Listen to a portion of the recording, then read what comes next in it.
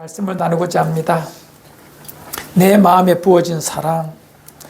이 목사가 설교를 준비할 때 설교 이 제목이 설교의 절반이에요.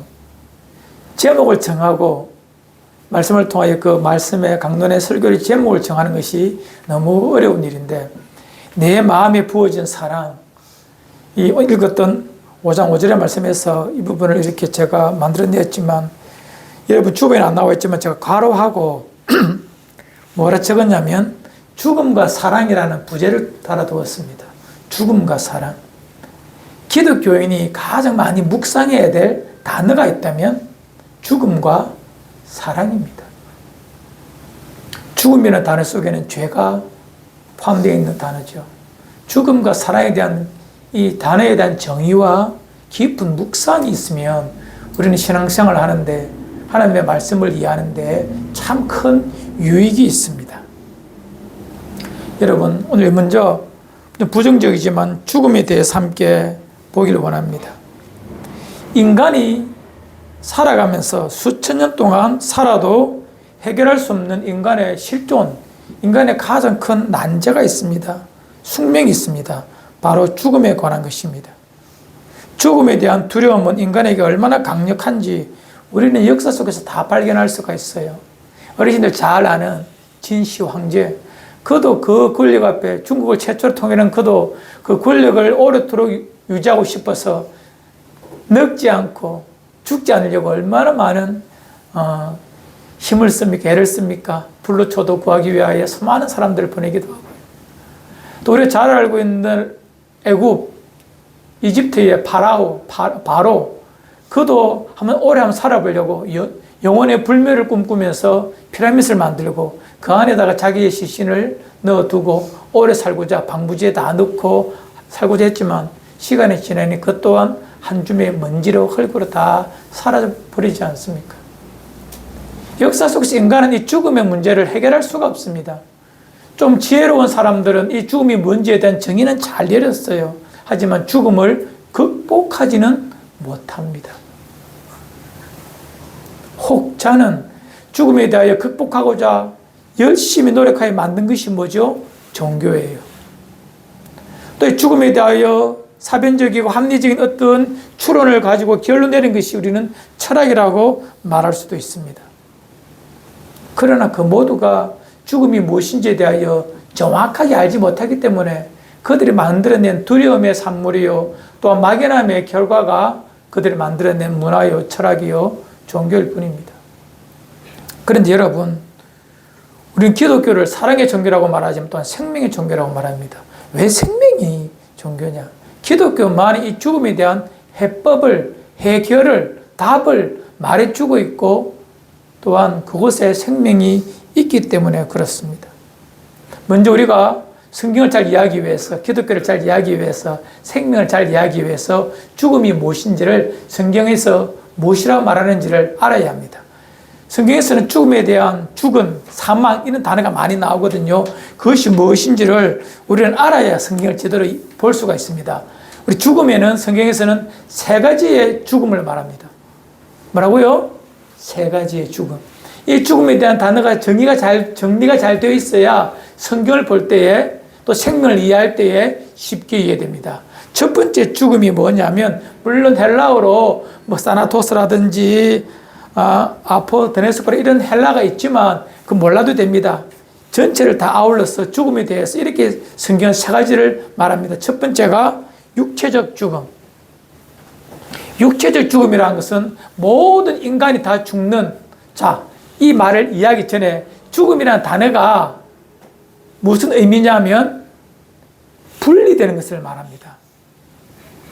분리라는 개념을 꼭 기억하셔야 죽음이라는 단어를 정확하게 이해할 수가 있어요. 죽음은 무엇이라고요? 분리.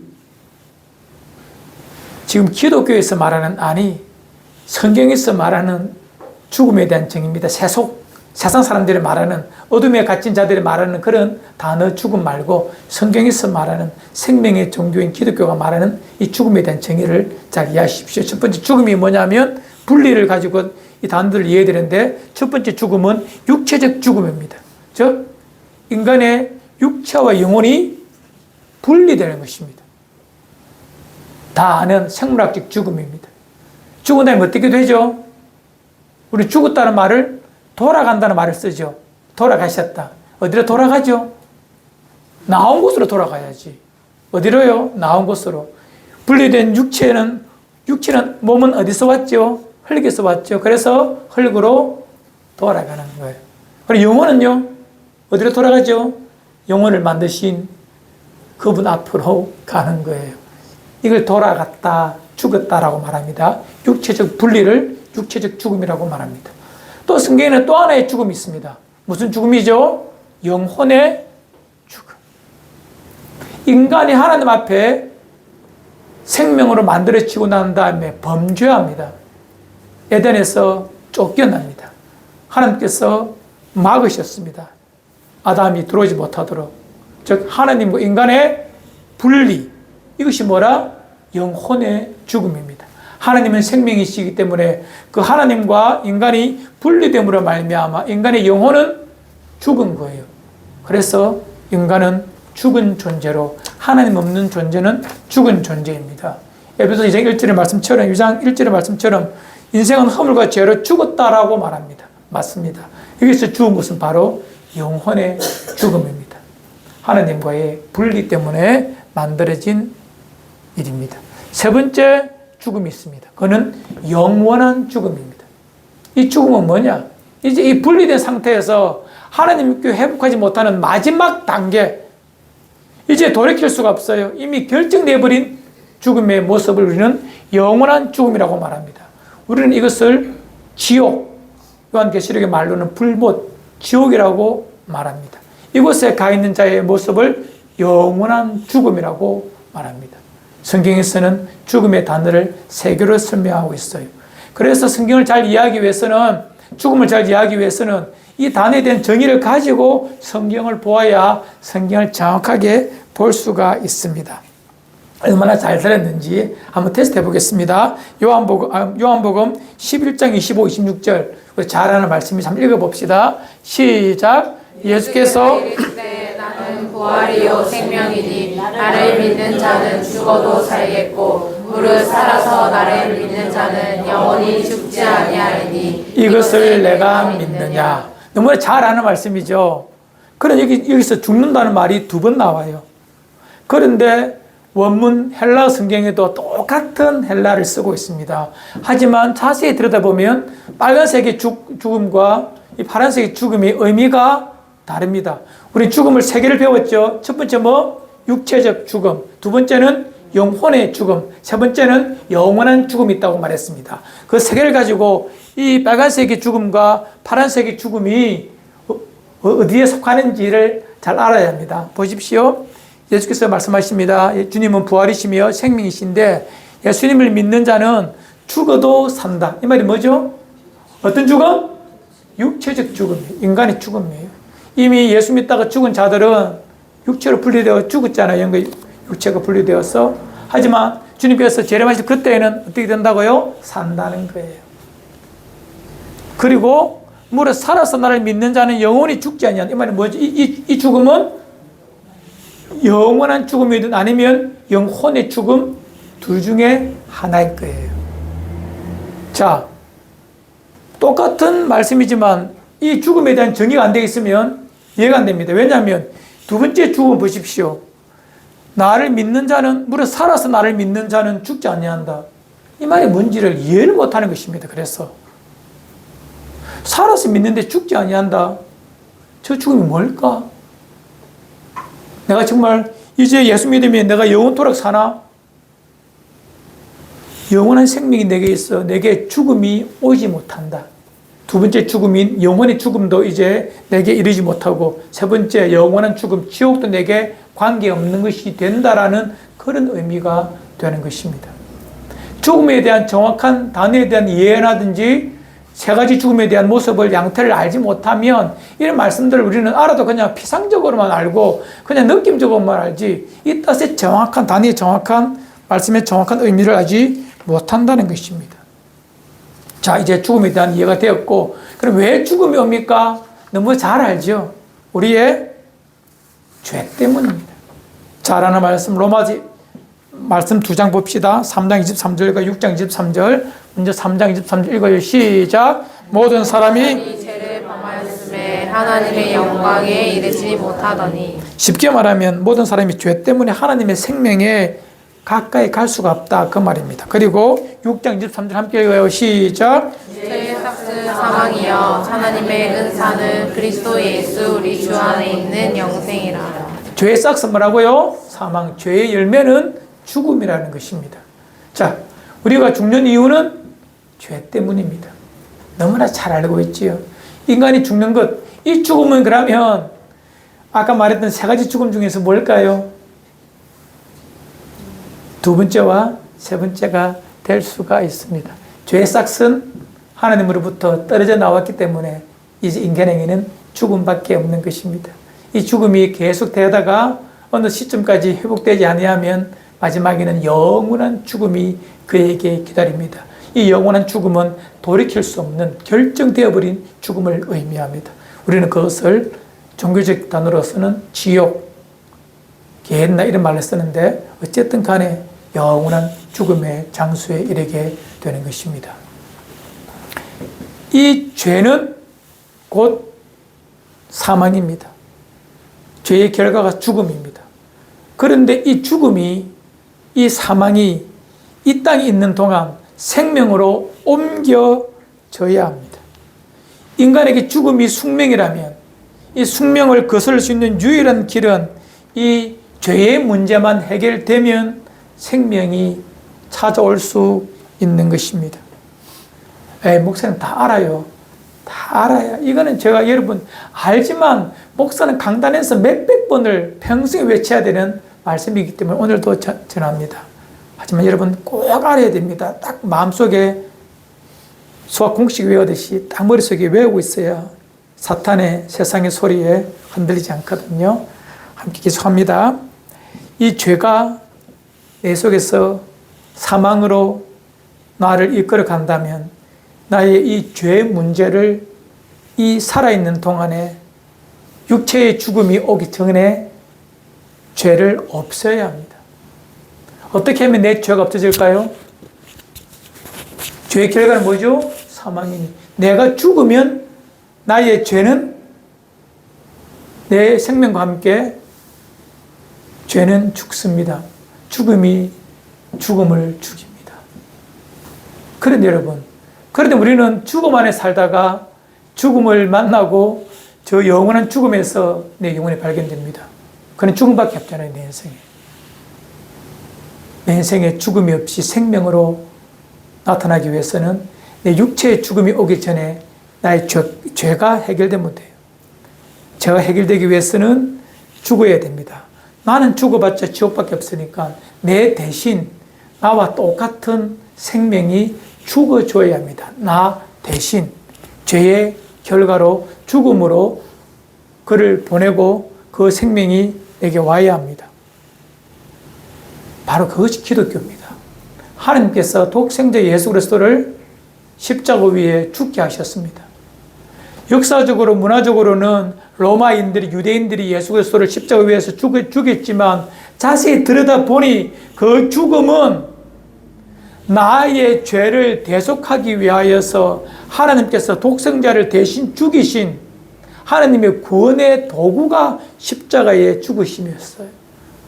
그래서 말합니다. 예수님의 죽으심을 믿는 그 순간 나의 죽음이 예수님의 대신 죽음으로 내 죽음은 그분이 가져가 버리고 그 대신 내게 생명을 남겨주신 거예요. 이제 내가 죽지 않아도 된다는 것입니다. 내게 영원한 죽음이나 혹은 영혼의 죽음에서 나를 생명으로 인도해 주신 것이 바로 예수 그리스도의 죽음으로 내가 대신 생명으로 나아오게 된 것입니다. 생명이 내게 이르게 된 거예요. 이것이 기독교에서 말하는 복음이요, 구원의 은총이요, 생명의 길입니다. 여러분, 예수 그리스도가 나의 죄 때문에 돌아가신 것을 믿습니까? 2000년 전에 로마의 통제 속에서, 제압 속에서 핍박 속에서 유대인들이 자기의 기득권을 지키기 위하여 예수를 죽인 것이 단순히 정치적 문제가, 종교적 문제가 아니라 믿음의 눈을 보니까 그 죽음은 창조주께서 독생자 예수 그리스도 이 땅에 보내셔서 인간의 손에 죽게 하신 이유는, 그리고 다시 살리신 이유는 예수님을 믿는 그에게 영원한 사망과 영혼의 사망을 없애버리고 생명을 주기 위한 하나님의 구원의 방법이셨습니다. 그래서 십자가의 도가 멸망하는 자들에게는 미련해 보입니다. 그게 뭔데라고 묻지만 믿는 우리에게는 구원을 주시는 하나님의 능력이 되는 거예요. 오직 그 유일한 길은 십자가의 대속의 죽음이 나의 죽음이었습니다 라고 믿고 고백하는 이 단순하고도 이 엄청난 이 사실을 믿고 인정할 때만 가능해지는 것입니다. 어떤 종교적 윤리를 가지고서는 그것이 이루어지지 않습니다. 요즘에 보면 참 불교 같은 경우에는 참 윤리적으로 새롭게 되어서 참 윤리적인 사람들이 참 많아요. 겸비한 사람, 물론 안 그런 사람도 있지만 가난함에 청결한 사람들, 그들의 삶은 참 좋아요. 하지만 그들에게 생명은 없는 것입니다. 그래서 윤리적이지 않다는 말은 아닙니다. 윤리라는 것은 인간이 만들어낸 하나의 바른 길이죠. 그것이 나쁘다는 말은 아닙니다. 윤리적 삶으로 우리에게 생명이 오지는 않는다는 것입니다. 죄의 결과가 사망이라면 이 사망을 내게서 잘라내어야 합니다. 내 힘으로 윤리로 안 됩니다. 예수 그리스도의 대속의 죽음을 믿는 그 순간 하나님이 선물로 주신 것이 바로 이 영원한 생명이 되기 때문입니다. 이제는 죽음의 이야기 그만하고 이제 사랑 이야기를 하겠습니다. 자, 여러분, 하나님께서 왜 그러면 독생자를 우리에게 보내셨을까라는 것을 질문해 보아야 합니다. 내가 하나님께 무엇을 했기에? 이 말씀을 보기 전에 우리 좀 성경 말씀을 많이 아는 분들을 위해서 하나의 말씀을 공부해 보고자 합니다. 말라기 1장 2절로 3절, 우리 자막 보면 함께 읽어요.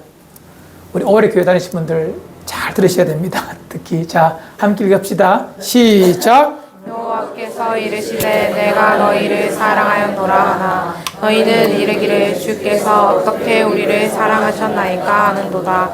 나 여호와가 말하노라. 에서는 야곱의 형이 아니냐. 그러나 내가 야곱을 사랑하였고 에서는 미워하였으며 그의 산들을 황폐하게 하였고 그의 산업을 광야의 이르들에게 넘겼느니라. 자, 이 말씀의 배경이 이겁니다. 말라기는 구약 성경의 마지막 성경이에요. 이렇게 선지자가 하나님께 호소합니다. 하나님, 이 백성들이 저한테 와서 따집니다. 어떻게? 하나님이 우리를 사랑하셨다면 우리가 왜 이렇게 엉망으로 이렇게 가난하게 살까? 나라도 제대로 서 있지 못하고 왕도 없고 이미 예루살렘 성전은 불타 사라져버리고 이렇게 다른 나라의 압제 속에 사는 이렇게 불쌍한 존재가 되었습니까? 하나님 과연 우리를 사랑하십니까? 라고 물음에 답을 오늘 해주고 있습니다. 하나님 우리를 정말 사랑하셨으면 어떻게 사랑하셨습니까? 라고 물어요. 그때 하나님 이렇게 말씀하십니다. 얘들아, 내가 야곱을 사랑하고 에서를 미워했더라. 야곱과 에서는 누구죠? 이삭의 두 아들입니다. 야곱은 하나님의 택한 백성이요, 에서는 같은 아버지를 두었지만 그는 하나님의 백성이 아닙니다. 누가 잘났어, 누가 못나서 택함을 받았고 부름을 받은 것 아닙니다. 하나님은 그냥 야곱을 사랑하였습니다. 하나님은 그냥 에서를 미워하였습니다. 하나님의 주권입니다. 내가 그 마음으로 너희를 사랑했다라고 지금 말해주는 거예요. 신약 백성 우리에게도 똑같습니다. 우리가 왜 구원받은 약속의 백성이 되었는가? 야곱에 속하여졌는가? 왜 에서가 되지 않았는가? 그것은 우리가 모릅니다. 이것이 기독교에서 말하는 하나님의 사랑입니다. 우리가 야곱, 즉 하나님의 택한 백성으로 구원받아야 될 하등의 조건과 자격이 없습니다. 그럼에도 불구하고 하나님은 그냥 그 백성을, 아니 좁게 말하면 나를, 당신들을 사랑해서 그냥 예수 그리스도를 믿을 수 있는 믿음의 은혜를 허락하신 거예요. 믿어지고 깨달아지는 거예요. 오늘 이것도 본문의 말씀을 통하자면 하나님의 사랑이 성령으로 말하면 우리에게 부어준 거예요. 우리 마음에 부어진 거예요. 물론 사람을 통할 수도 있고 사랑하는 이웃을 통하여서, 형제 자매를 통하여서 그것이 내게 소식이 들렸다 하지만 자세히 들여다 보니 그냥 하나님께서 내게 믿어지도록 부어준 거예요. 여러분, 목사 자녀도 하나님을, 그리스도를 믿지 않는 자들이 얼마나 많습니까? 부모는 신실하지만 자녀가 하나님을 모르고 지옥 가는 자들도 있답니다. 왜 그렇습니까? 저 모릅니다. 하나님께서 야곱을 그렇게 사랑하신 것처럼 그냥 그 영혼을 사랑하신 것 뿐입니다. 그 사랑의 대상이 여러분이 된 거예요. 이건 청량할 수 없는 신비입니다. 비밀입니다. 이것을 답할 수 있는 사람은 아무도 없습니다. 답하는 사람은 전부 다 이단이요, 사입이요, 엉터리입니다. 사기꾼들입니다. 성경에서 이것을 신비로 넣어두었어요. 내가 야곱은 사랑하고 에서는 미워했기 때문에 에서의 땅은 저렇게 황망하고 이리가 노는 저런 땅이 되어버렸지 않느냐. 하지만 너희는 내 안에 있다, 내 속에 있다, 나와 함께한다라고 말씀해주고 있습니다. 여러분, 이해 안 되는 부분입니다. 그래서 기독교는 신비의 종교입니다. 이해가 되면 인간이 만들어낸 종교죠. 인간이 만들어낸 철학이죠. 인간의 논리에 부합한다면, 인간의 논리를 넘어 초월해 버렸기 때문에 기독교가 하나님으로부터 온 영원한 생명임을 우리는 알 수 있는 것입니다. 인간이 만들어낸 조합한 종교라면 답이 있겠지요. 이 부분에 대해서만큼은 답이 없습니다. 답을 저도 모릅니다. 유일한 답이 있다면, 하나님 우리를 어떻게 사랑하셨습니까? 라고 우리가 하나님께 물어본다면 우리는 이렇게 요한복음 3장 16절에서 이렇게 답할 수 있습니다. 하나님 우리를 어떻게 사랑하셨는가? 읽읍시다. 시작. 하나님이 세상을 이처럼 사랑하사 독생자를 주셨으니 이는 그를 믿는 자마다 멸망하지 않고 영생을 얻게 하려 하심이라. 하나님께서 우리를 어떻게 사랑하셨습니까? 독생자를 주셔서 우리를 사랑하셨습니다. 구약에서는 끊임없이 그 백성을 선지자를 통해 말씀을 통하여 사랑한다라고 해도 그들이 알지를 못하고 깨닫지 못하여 하나님을 떠납니다. 이 하나님은 마지막에 당신의 아들 예수 그리스도 이 땅에 보내셔서 그분을 믿음으로, 그분의 죽으심을 믿음으로, 그분의 죽으심을 우리에게 보여주심으로 당신이 우리를 얼마나 사랑하시는지를 보여주셨습니다. 여러분, 이제 이것이 내 마음속에 믿어지고 그 사랑이 내게 부어진다면 우리의 이 영원한 소망은 아름답고도 너무나 복된 것입니다. 바울은 이 아름다운 사랑을 이렇게 고백합니다. 우리는 전혀 하나님의 사랑을 받을 만한 조건이 없었습니다. 야곱이나 에서나 다 똑같은 이삭의 자녀들입니다. 하지만 왜 하나님은 야곱을 사랑하셨는가? 몰라요. 하지만 그 받을 대상도 자격도 되지 못하는 우리를 사랑하셨다라고만 성경 우리에게 정언해 주고 있습니다. 오늘 읽었던 5장 6절 함께 읽어봅시다. 어떤 말씀인지 시작. 우리가 아직 연약할 때의 기약대로 그리스도께서 경건하지 않는 자를 위하여 죽으셨도다. 아멘. 우리가 아직 연약할 때에, 전적 무능력이라는 말을 들어보셨습니까?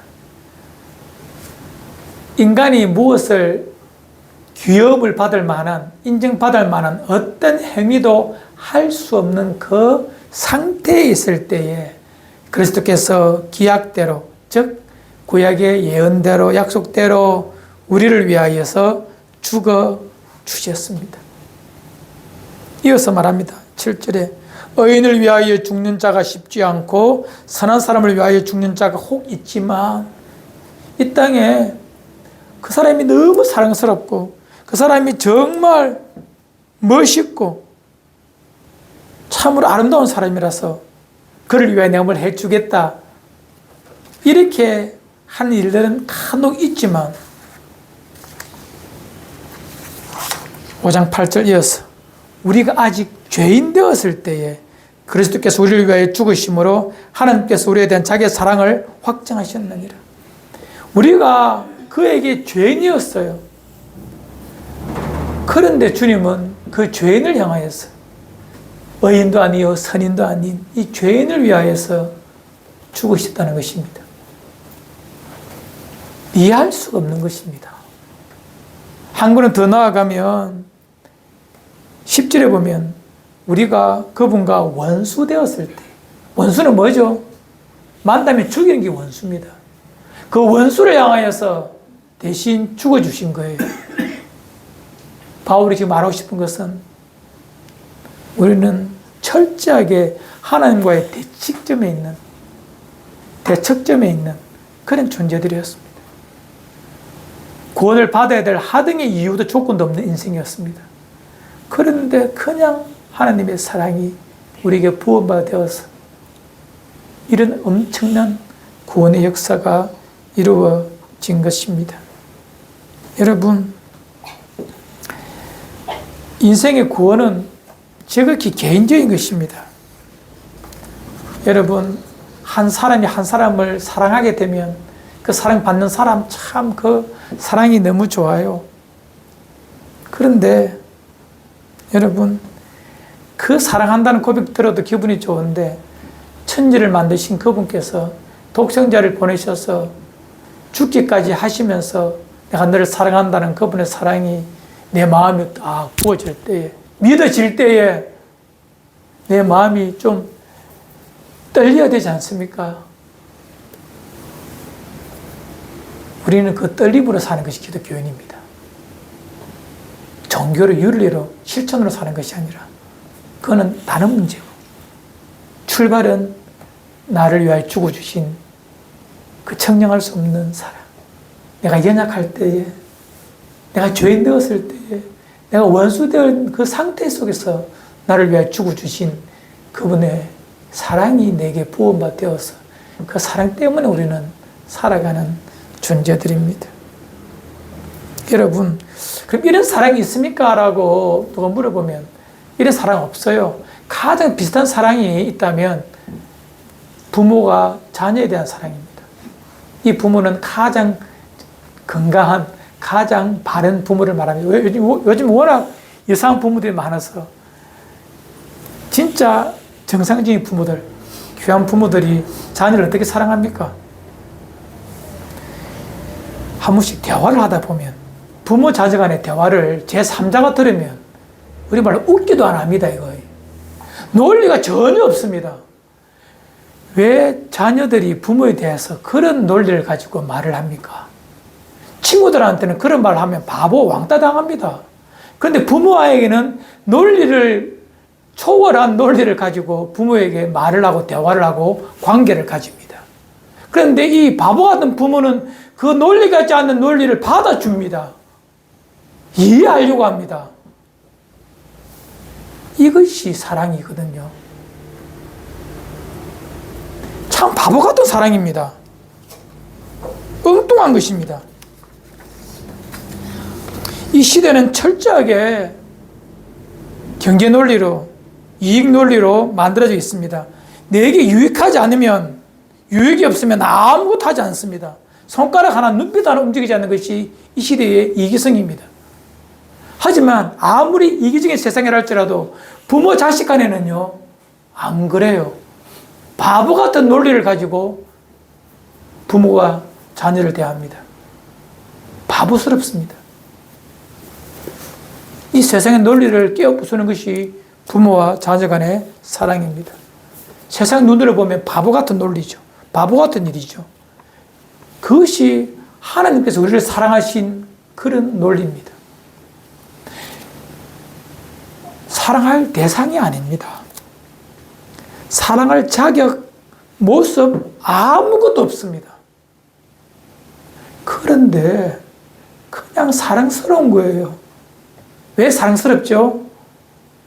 내 새끼라서 사랑스러운 것처럼 하나님은 당신의 영원하신 작정과 섭리 속에서 저 영혼이 내 새끼임을 아시기 때문에, 내 자녀임을 알기 때문에 그를 위하여 무엇이든지 다 할 수 있다는 거예요.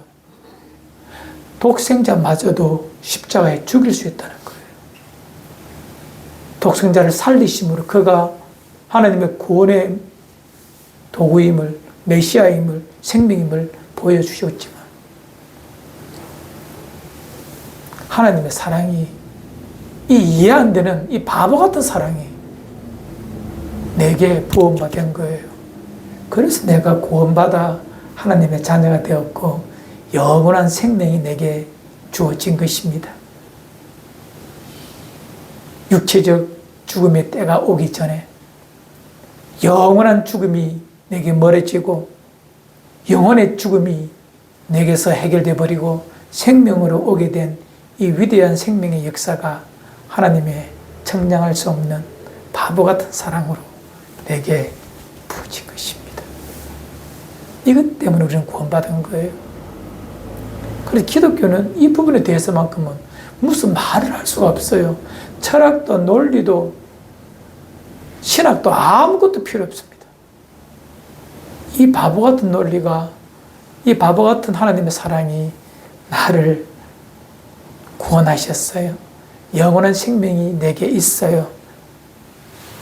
지옥, 형벌, 죽음이 내게서 멀어져 버리고 떠나가 버렸고 나와는 상관없는 것으로 만들어 버렸고 영원한 생명이 내 안에 있어 하나님을 아빠, 아버지라 부르며 하나님의 자녀로 살아가는 이 기막힌 은혜가 내게 이르게 된 것입니다. 이 특별한 은혜를 받은 자가 여러분 한 분 한 분입니다. 이제 그 부어진 사랑이 내 영혼을 떨게 할 때에 이제 우리는 일어서서 그 베푸신 은혜를 어떻게 하면 좀 갚아볼까라는 그 고민을 하면서 하루하루 살아가는 것. 그의 말씀대로 한번 살아보고자 하는 그런 의연한 마음, 이것이 내 마음에 울리기 시작하면 우리는 그를 그리스도인이라 하나님의 백성이라 감히 부를 수 있는 것입니다. 이것이 여러분과 저의 현 주소이기를 주의 이름으로 축원을 드립니다. 아멘. 여러분, 이것 외에 다른 걸 가르치는 것은 잘못된 기독교입니다. 부족한 기독교입니다. 기독교의 핵심은 이겁니다.